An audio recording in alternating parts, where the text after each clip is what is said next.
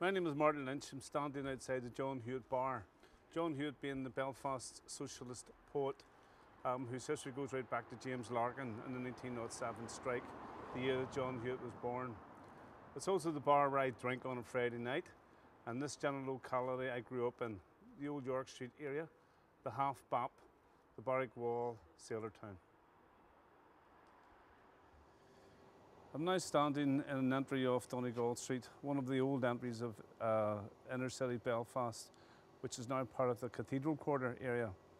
An area that's famous for the trade union movement, the labour movement, all had their offices and drinking dens around this place, including, as you can see, this statue here of James Larkin, the famous Irish labour leader who actually led a strike here in Belfast in 1907. I didn't set out to be a playwright. It kind of happened by accident.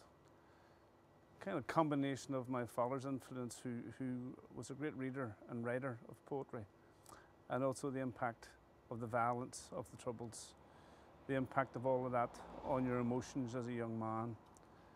And I have found the theatre to be a tremendous place to do what I'm doing, in spite of the fact that on a stage you create a make-believe world of flats and false doorways and lighting.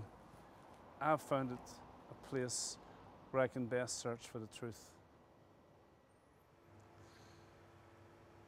One of the biggest influences on my work has not been another conventional writer as such, but a musician-singer, Van Morrison.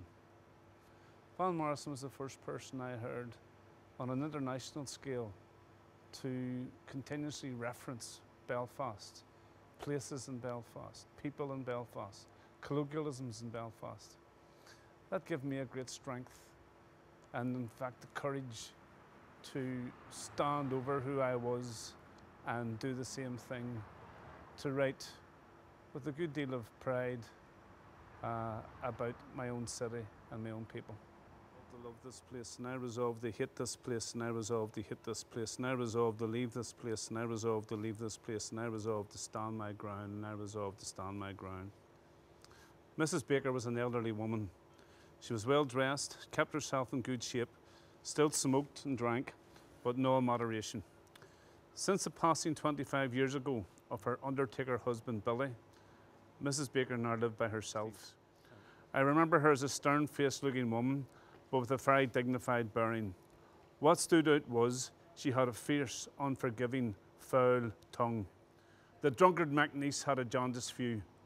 A city built upon mud, a culture built upon profit, free speech nipped in the bud, the minority always guilty. Why should I go back? Why should he want to go back? Why should he want to go back? Why should he want to go back?